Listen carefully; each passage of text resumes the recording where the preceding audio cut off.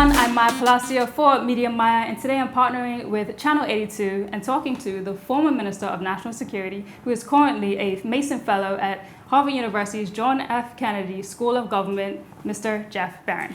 Hi, how are you? I'm good, how are you, Mr. It's Barron? amazing to be here. Thank you for inviting me and to Crimson Media for inviting me over here. It's such a special time in Bermuda.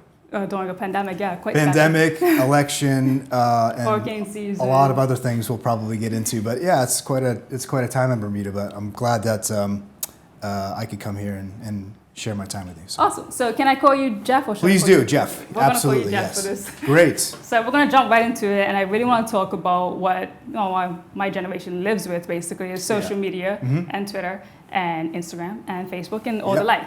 But for the main point of this video, we're definitely going to talk Twitter. Now, when I talked to you, you actually mentioned that you're probably one of the first ministers to kind of integrate into that social media realm. The first. I'm not going to be, shy about that. Yeah, we did. We had in 2016, we had a press conference about Hurricane Nicole, and immediately after we wrapped that press conference, of course, you speak with the media, traditional media, in 2016, mind you. You wait for the next paper to come out the next day, or the 7 o'clock news to be out. There were some Facebook posts, but other than that, you had the press conference at 2, 3 p.m., and the public waited to consume the media hours after. I then turned to my media relations officer and said, let's do the same exact thing, same update with social media clout holders. So, those who in 2016 had a lot of followers, who were very, very active on social media, and that was the first one, of course, Burr memes. Of course. So reach out to Keon and Dijon. Hey, I have an idea. Will you be in? Absolutely. So be here in an hour.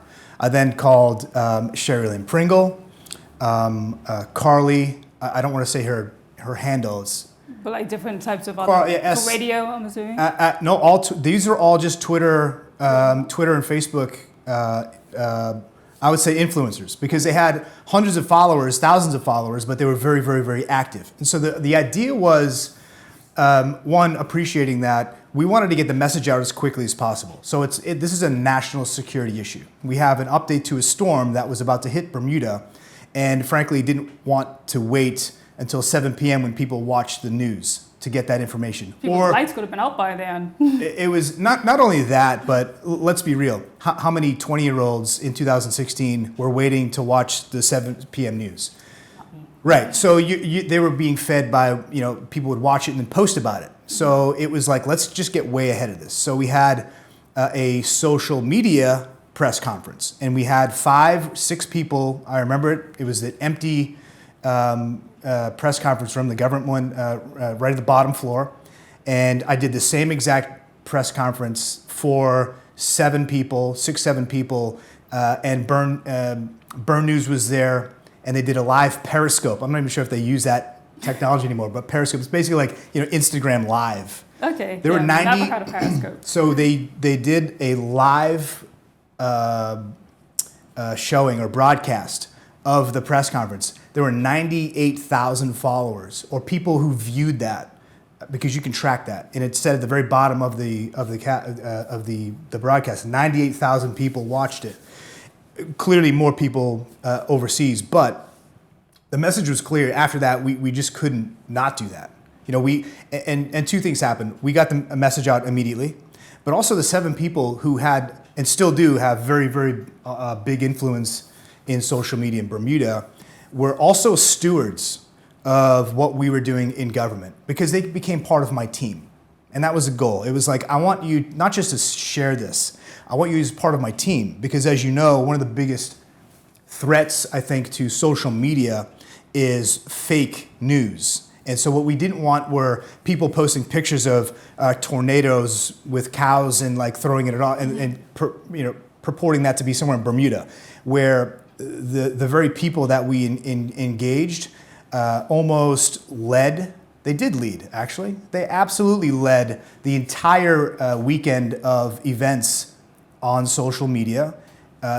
We obviously in national security were advising them of that. In the EMO, we're advising them of the recent updates, but they would go out and they would set the narrative, set the tone, and frankly, police the messages that people, well, okay, but I heard this.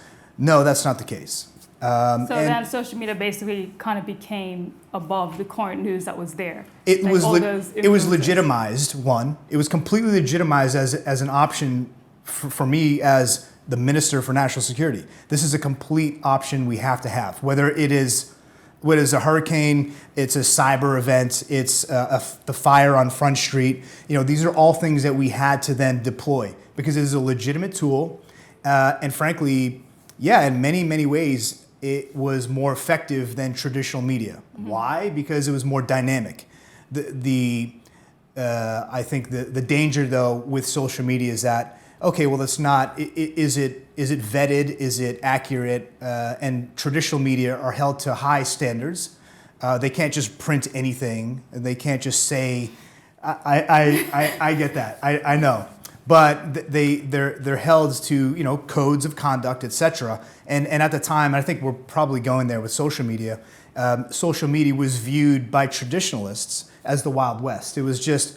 Those are a bunch of kids, that are saying whatever they want, and it's not. We don't know if it's real or not. And Right. There's a mistrust, I think, with the older generation. Like, do we? I see these posts maybe on Facebook. Do I believe it though? I want to wait until I see it on the news, or I want to wait until I see it in the daily paper before I actually agree with it. I think So that's the changed. generational ties actually bring that into hand as to where everyone's getting their information from, and then also kind of like, well, do I trust this person or that person? Yeah, and I think that's still the case. Okay, so awesome. So thanks for that, and we'll be right back.